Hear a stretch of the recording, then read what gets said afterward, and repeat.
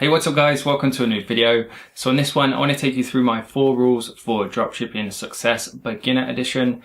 Now the reason it's a beginner edition then is because I speak to a lot of you guys on Instagram, Facebook, within the comment section of these videos, and most people tend to be beginners. And it's great talking to you guys because I get to learn what stages you're at within your journey, the kind of struggles you're having, and that's what gave me the idea for this video then. So I've come up with these 4 rules then to help you. Now obviously I can't guarantee your success, but what I can guarantee is that if you follow these 4 rules, then it will get you closer to success. And with that being said, guys, thanks for tuning in. I hope you enjoy it, and let's get straight into it. One quick thing then before we get into point number 1 that I forgot to mention is that I am giving away a free one-to-one call with me in this video. I do in every single video, so if you want that chance to win pretty much every single day recently I've been uploading videos, make sure you hit that subscribe button. And to enter the competitions then, it's really easy to do. All you have to do is like the video and leave a comment down below. In terms of the comment, it can be whatever you want, just comment ecom or ask me a question. I always get back to every single person, so whatever it is, completely up to you. And that being said then, if you commented on my previous video, just make sure you stay tuned to the end of this one where the winner will be announced. And with that being said, let's get straight into point number 1. So point number 1 then is immediate action. Now I know that's a bit cliche, but it's 100% true. I talk to a lot of guys on Instagram and girls in the comment section, etc. And every day I must speak to somebody who's been researching dropshipping for 2, 3, 4, 5, sometimes even 6 months. I think I spoke to someone once, and they still haven't pulled the trigger yet. Now I'm quite an analytical person myself, and I tend to judge my own decisions based on logic. So I'm all for doing loads of research into something before you properly commit to it. But at the end of the day, there's got to be a point in which you pull the trigger. Me personally then, when I first found out about dropshipping, about 3.5 years ago, when I watched that first webinar with Ty Lopez and Adrian Morrison, within 2 weeks I was running my first Facebook ad. And at that point I was so excited about dropshipping, I didn't really care what anybody had to say.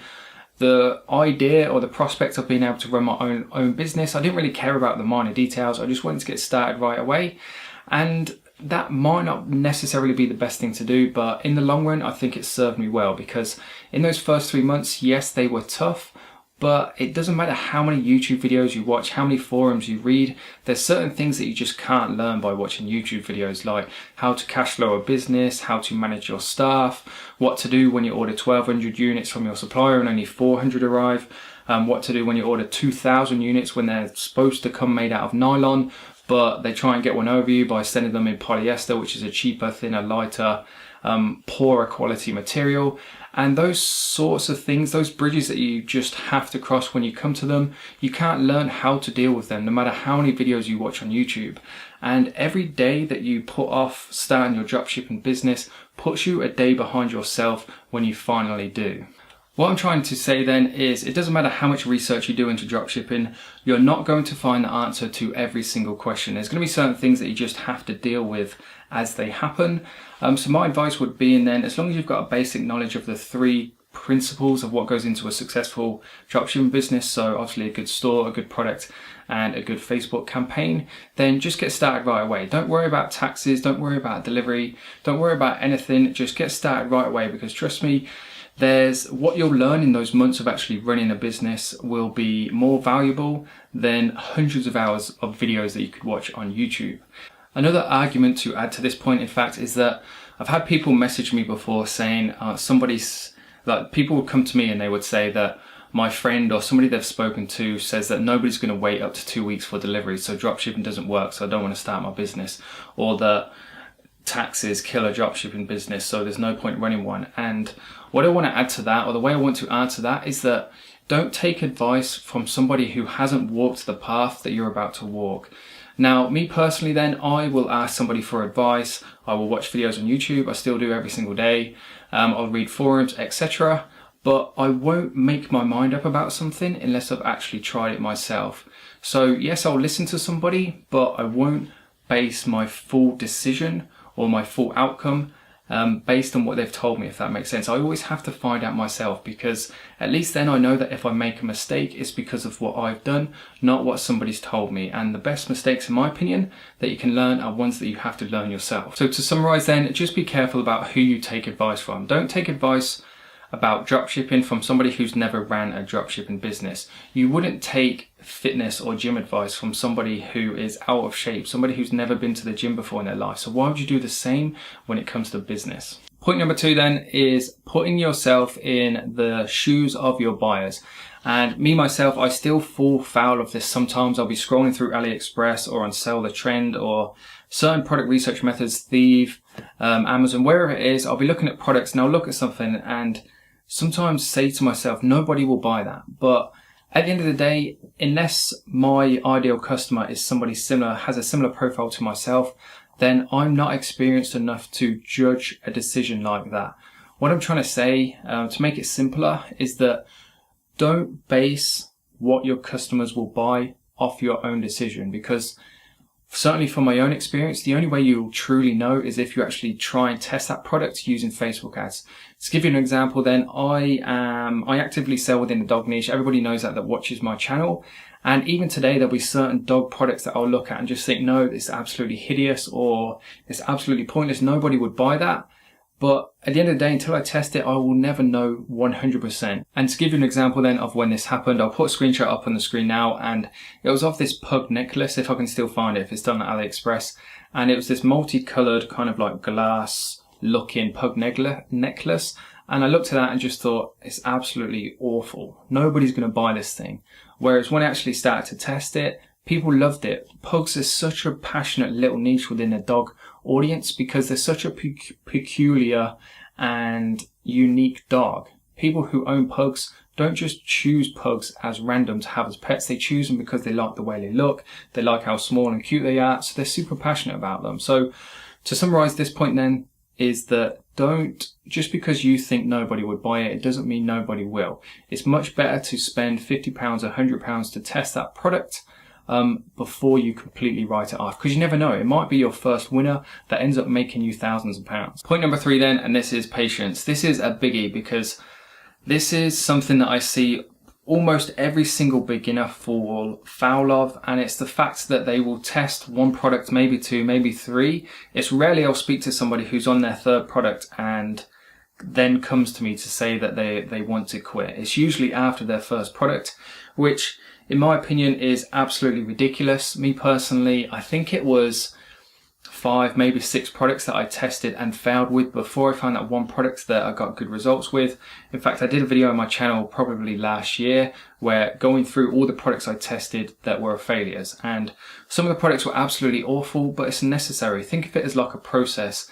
There's going to be X amount of products that you have to test before you come to that one that is your first winner that you start to make money with. So what I'm trying to say then is that be patient, stick with it, and at some point something's going to stick. You're going to make some money. It's going to motivate you to go on, test more products, scale more products, and overall it's just going to be a good experience. It's going to be a good journey.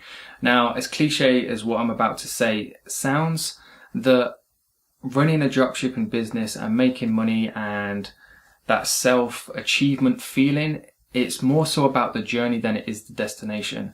Again, it sounds cheesy. You've probably seen the quote before on Instagram, is that success isn't a destination, but that it's a journey. And it's true. Now, I'm going a bit off task here, so I want to keep it short, to the point, and informative and as motivating as possible. The idea of these videos are to help you guys out and motivate you to go out there and keep doing what you're doing, stay persistent, learn new things, and ultimately then trying to make some money. So point number 3 then, to summarize, is patience. Just try and have a bit more patience. Don't give up, be persistent, be consistent, and just make sure then that as you go through the journey, if you test a product and it fails, know why it fails.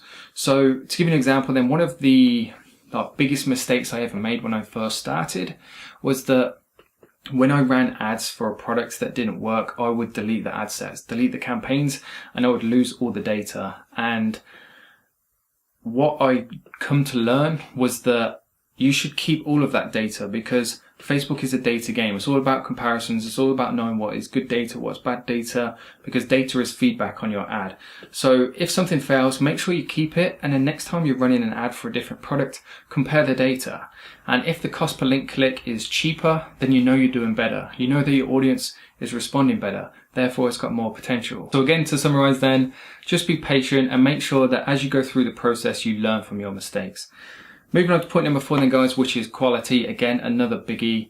It's kind of linked in with patience in the fact that people are in a rush so much to make money that they skip corners, and at the end of the day, their final product, their store itself and the actual product them selling lacks quality. Their ad lacks quality, and at the end of the day, if it was that easy, then everybody would be making money at this. And what separates people from success and failure are the minor details. It's the small things that make all the difference. Trust me, if you spend an extra £50, £100 to hire a professional videographer to film that 20-second ad for your product, that can make a massive difference. If you spend $150 on a paid theme, that can make a massive difference. And there are all these little things that add up that will completely change the feel and professionalism of your store. It will completely change the impression you have on your customers, and believe me, it can make a massive difference. Dropshipping is a lot harder than what people make it out to be on social media. It's the biggest misconception that dropshipping is this easy and fast way to make money. That can be the case if you know what you're doing and you have a quality product, a quality store, etc. But as a beginner, that's going to be difficult to pull off your very first time. So combine this with point number 3. Be patient and don't be thinking, I need to make money as fast as possible. Be thinking, I need to make my store as professional as possible. I need to find the best products as possible. Don't rush the process, because when you rush the process, you'll skip corners, you'll lack the quality, and it'll be off point for customers. There was a famous quote again, which I'm going to try and pick off the top of my mind now, which is that be in a hurry, but don't be in a rush. And that applies to quite a lot of things in life. And number one of those things is definitely dropshipping. Another quote I want to share with you, this video is getting really cheesy now, but I saw it the other day on Instagram. It was Warren Buffett doing an interview, and he said that the number one thing, or the number one key to any business success, is to always be thinking, how can I improve the experience for the customer? And when I heard that, it was something that I've never actually thought about myself, as stupid as it sounds. So rather than think, what is a better product, or how can I make money faster, or do I need to put more money into this or that, or whatever it is, just be thinking, how can I give the customer a better experience? And you can do that in multiple ways. You can increase the quality of your store and make it more ergonomic. You can provide a better quality product that solves, say, 2 or 3 different problems instead of one. You can reduce the shipping times. There's so many things you can do. And every time you increase that experience for your customer, then the higher chance and likelihood you have of increasing your customer retention, which is key to the longevity of a sustainable and profitable business. And with that being said then, guys, that is all 4 points. I really hope you enjoyed them. If you did, please do me a massive favor and hit that like button just below the video. If you're new around here, for daily videos pretty much, if not 5 or 6 videos a week, make sure you hit that subscribe button too. Remember, I do give away a one-to-one call on every single video.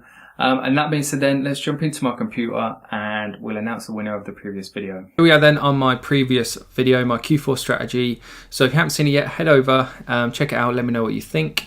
Anyway, let's get into announcing the winner of the one-to-one call then. That is why we're here. I'm just going to put the URL in here, get the YouTube comments, and start the random raffle. So these competitions are 100% random, by the way. And the winner of the previous video then is this person here. So thank you very much for your comment. Hit me up on Instagram and we can get that call arranged. And guys, if you just want to, if you're fed up of trying your luck and you never seem to win, you can actually book a call right away. There will be a link in the video description below. So make sure you check that out. And that being said then, guys, thanks again for tuning in. I hope you enjoyed it and I'll see you in the next one.